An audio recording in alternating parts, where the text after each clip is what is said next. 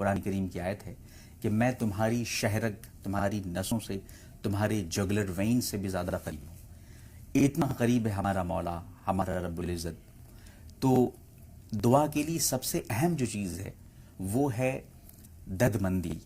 جس درد مندی کے ساتھ آپ دعا مانگیں گی، جس شوق دروں کے ساتھ آپ دعا مانگیں گی، جس جذبے کے ساتھ آپ دعا مانگیں گی، اتنی ہی زیادہ دعا قبول ہوگی. لیکن حقیقت یہ ہے کہ مانگنے کا سلیقہ تو آتا نہیں. لوگ کہتے ہیں کیوں ہم کو ملتا نہیں. ہمیں مانگنے کا سلیقہ آنا چاہیے، تب جا کے ہماری دعا قبول ہوتی ہے. ہم اپنی ذاتی خواہشات کی بنیاد پہ دعائیں کرتے ہیں کہ یا اللہ میری یہ دعا قبول کر دے. وہ دنیاوی دعا، کسی کی شادی ہو جائے، کسی کو مال و دولت مل جائے، کسی کی رزق میں برکت آ جائے. لیکن اگر ہم دعا کے اندر اپنی دنیاوی مفادات کو قطع نظر رکھ کے اللہ کو ہی طلب کریں، یا اللہ مجھے تو مل جائے، تیری محبت مل جائے، تیرا عشق الہی مجھے مل جائے، پھر اس کے بعد آپ دیکھیے وہ سارے کام آسان ہو جائیں گے. روزے کے بارے میں جو کہا گیا الصوم لی وانا اجزی بہ، اور اس کا ایک مفہوم جو مولانا ہمارے دوست ازہری صاحب نے بتایا کہ روزہ میرے لیے اور میں خود اس کا بدلہ ہوں. یعنی بدلے میں اللہ کچھ آپ کو دے یا نہ دے، وہ خود اپنے آپ کو پیش فرما رہا ہے. میرا دیدار لے لو، مجھے حاصل کر لو. تو جب رب مل گیا تو سب مل گیا. تو ہمیں اپنی دعا میں رب کو مانگنا چاہیے. رب سے مانگ رہے ہیں، رب کو ہی مانگے، پھر دیکھیے ساری دعائیں قبول ہوں گی. رہ گئی بات کوئی دعا، تو میں ایک دعا آپ کو تلقین کرنا چاہوں گا جو مجھے میرے شیخ نے بتائی تھی.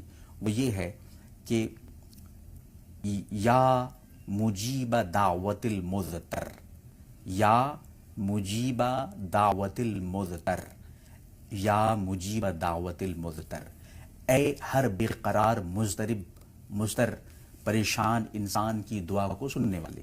یہ پڑھ کے آپ کوئی بھی دعا کریں، انشاءاللہ العزیز وہ قبول فرمانے والا ہے. وہ کہتا ہے اجیب دعوت دائی، میں ہر پکارنے والے کی پکار کو سنتا ہوں. دہلوی صاحب میں آپ کے پاس آؤں گی. اب کیا رمضان میں صرف عبادت ضروری ہے یا پھر اخلاق جو ہے انسان کا وہ بھی معنی رکھتا ہے؟ بہت خوبصورت سوال ہے آپ کا اور بہت اہم سوال ہے. آج کے دن پہلے روزے میں ہمیں یہی سمجھنا چاہیے. یہ روزے کا فلسفہ ہے کہ 30 دن کے جو روزے ہیں وہ دراصل صرف بدنی عبادت نہیں ہے. میرے بھائیوں اور بہنوں اس پہ غور فرمائیے. بار بار کہا گیا ہے تقویٰ کیا ہے، کہ آپ صرف بھوکے پیاسے نہ رہیں، بلکہ آپ کی سیلف ٹریننگ ہونی چاہیے، ایگو ٹریننگ ہونی چاہیے، ضبط نفس ہونا چاہیے، تربیت نفس ہونا چاہیے. غصے پہ قابو کرنا ہے، جو قرآن کریم میں ارشاد فرمایا گیا کہ والکاظمین الغیظ، مومنین وہ ہوتے ہیں جو اپنے غصے پہ قابو.